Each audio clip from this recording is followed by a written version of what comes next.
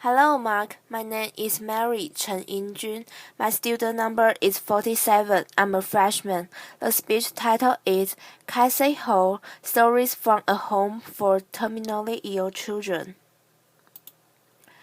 I want to introduce you to some very wise kids that I've known. But first, I want to introduce you to a camel. This is Cassie, a therapy camel visiting one of our young patients in her room, which is pretty magical. A friend of mine raises camels at his ranch in the Santa Cruz Mountains.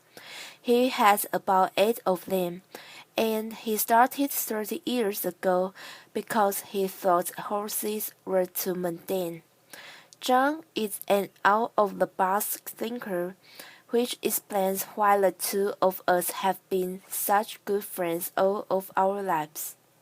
Over the years, I've convinced him to shuttle those with furry bases up to hang out with our sick kids from time to time. Talking to John, I was surprised to learn that camels have an average life expectancy of 40 to 50 years. The life expectancy of many of the children with whom I work is less than a year. This is a picture of the George Mark Children's House, the first pediatric palliative respite care center to open in the United States. I found it in 2004 after years of working as a psychologist on pediatric intensive care units, frustrated with the undignified deaths that so many children experienced and their families had to endure. As I sat with families whose children were at the end of their lives, I was acutely aware of our surroundings. While the elevated train rumbled overhead on its track, quite literally, the room reverberated with each passing train car. The lights on the world were fluorescent and too bright. Monitors beeped and did the elevator, noisily announcing its arrival. These families were experiencing some of the most excruciating moments of their lives, and I so wanted them to have a more peaceful place in which to say at least goodbye to their young daughters and sons. Surely, I thought, there must be a better spot than a hospital intensive care unit for children at the end of their lives. Our children's house is calm and nurturing. It's a place where families can stay together to enjoy quality time with their children, many of whom are there for respite stays, some with repeated visits over a span of many years. We call those kids our frequent flyers. Rather than the bright, noisy quarters of the hospital, their rooms are calm and comfortable, with actual living spaces for the families, a sanctuary of gardens, and a wonderful outdoor playground with special structures for children with physical limitations.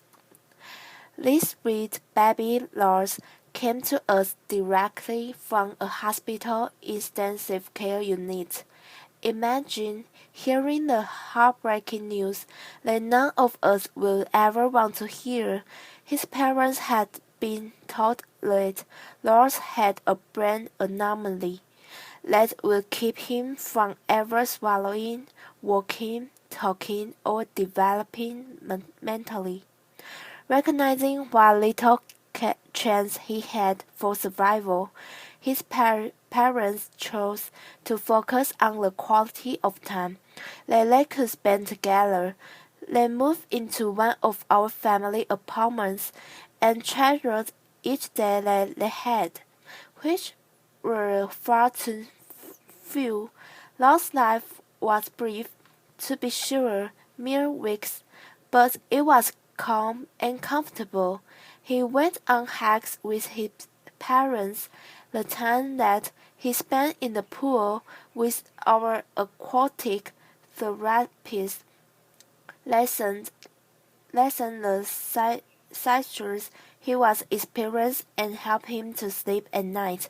His family had a peaceful place in which to both celebrate his life and mourn his death.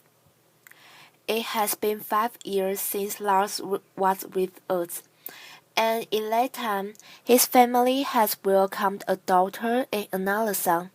They are such a powerful testament to the positive outcome that specialized children's hospice care can create. Their baby's physical discomfort was well managed, giving all of them the gift of time to be together in a beautiful place. I'm going to talk to you now about the elephant rather than the camel in the room. Very few people want to talk about death, and even fewer about children's death. Loss of a child, especially for those of us who have our own children, is frightening, more than frightening, paralyzing, debilitating, impossible. But what I've learned is this. Children don't stop dying just because we, the adults, can comprehend the injustice of losing them. And what's more, if we can be brave enough to face the possibility of death, even among the most innocent, we gain an unparalleled kind of wisdom. Take Crystal for example. She was one of the first children to come for care after we opened our doors. She was 9 when she arrived, and her neurologist expected that she might live another 2 weeks. She had an inoperable brain tumor, and her decline had really accelerated in the week before she came to us. After settling into her room, dressed entirely in pink and lavender, surrounded by the Hello Kitty accessories that she loved, she spent the next several days winning over the hearts of every staff member. Bit by bit, her condition stabilized, and then to our astonishment, she actually improved. There were a variety of factors that contribute to Crystal's improvement, which we later came to call the George Mark bomb, a lovely, not uncommon phenomenon where children outlive the prognosis of their illnesses if they're outside of the hospital. The calmer atmosphere of her surroundings, tasty meals that were fed often to accommodate her requests, the resident pets, the therapy dog, and rabbit spent lots of cozy time with Crystal. After she had been with us for about a week, she called her grandmother and she said, "Gee, I'm staying in a great big house, and there's room for you to come too. And guess what?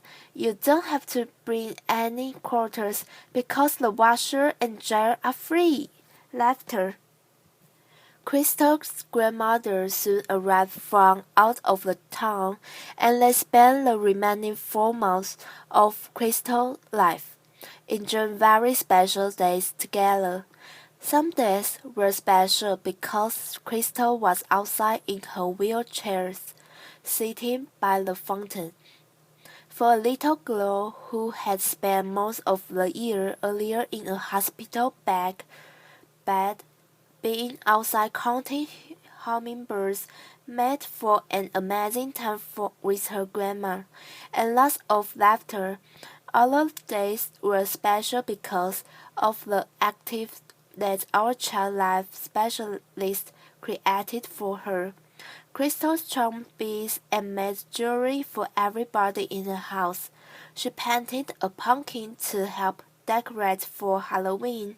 She spent many excited days planning her 10th birthday, which of course none of us thought she would ever see.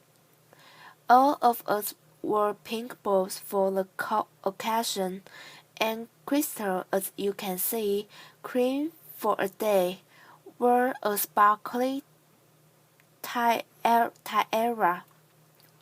One hot morning, I arrived at work and Crystal and her partner in crime, Charlie, greeted me. With some help, they had set out a lemonade and cookie stand outside the front door, a very strategic location. I asked Crystal the price of the cookie that I had selected, and she said $3. Laughter. I said that seemed a bit high for one cookie. Laughter.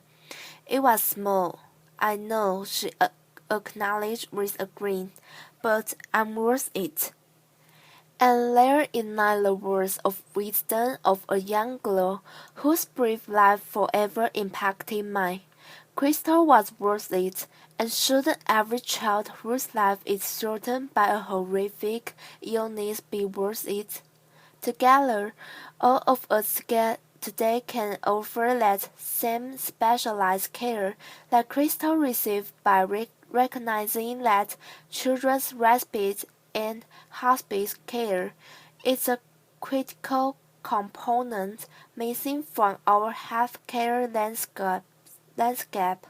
It's also interesting to note that we are able to provide this care at about one-third of the cost of a hospital intensive care unit, and our families don't see a bill. We are ever grateful to the supporters who believe in this important work that we are doing. The truth is that my colleagues and I, and the patients and another family members who get to experience this special wisdom, are in a unique position. There are only two freestanding pediatric hospices in the United States, although I'm happy to report that based on our model, there are 80 others under various stages of development. Applause. Still, most of the children who die in the United States every year die in hospital rooms, surrounded by beeping machines and anxious, exhausted adults who have no other option but to say goodbye under those harsh institutionalized and among virtual strangers. For comparison sake, the United Kingdom, which is a country with about one-fifth the population of the United States and about half the size of the state of California, has 54 hospice and respite centers. Why is that? I've asked myself that question obsessively many times. My best guess is that Americans, with our positive can-do attitude, hold the expectation that our medical care system will fix it, even though it may be a childhood illness for which there is no cure. We go to extraordinary measures to keep children alive, when in fact the greatest kindness that we might give them would be a peaceful, pain-free end of life. The transition from cure to care remains a challenging one for many hospital physicians whose training was rarely been about saving lives, not about gently guiding the patient to the end of life. The death of a sweet baby, for whom we cared at the end of her life, certainly captured this dichotomy. when he reflected that there are a lot of people to help you bring an infant into the world, but very few to help you usher a baby out. So what is the magic ingredient at Georgian Mark?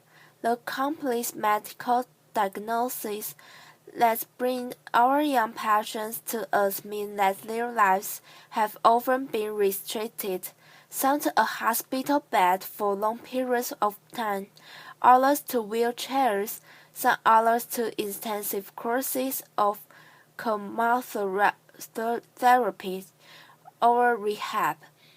We make a practice of ignoring those limitations. Our default answer is yes, and our default question is why not? That's why we took a young boy who wasn't going to live for another baseball season to Game 5 of the World Series. That's why we have a talent show put on by the staff and kids for family and friends who wouldn't be enchanted by a young boy playing a piano piece with his feet because his arms are atrophied. That's why we have a prom every year. It's pretty magical. We started the prom after hearing a dad lament, and he will never pin a bonjour on his son tuxedo lapel. The weeks before the dance, the house is in a fury, and I don't know who's more excited, the staff or the kids. Laughter. The night of the event involves rides in vintage cars, a work on a red carpet into the great room, a terrific DJ and a photographer at the ready to capture pictures of these attendees and their families. At the end of the evening this year, one of our young, delightful teenage girls, Courtly, said to her mom, "That was the best night of my whole life, and that's just the point. To capture the best day and nights, to abolish limitations, to have your default answer be yes and your default question be why not?" Ultimately, life is too short. Whether we live to be 85 years or just 8, trust me. Better yet, trust them. It's not by pretending that death doesn't exist that we keep the people, especially the little people that we love, safe. In the end, we can't control how long any of us lives. What we can control is how we spend our days, the spaces we create, the meaning and joy that we make. We cannot change the outcome, but we can change the journey.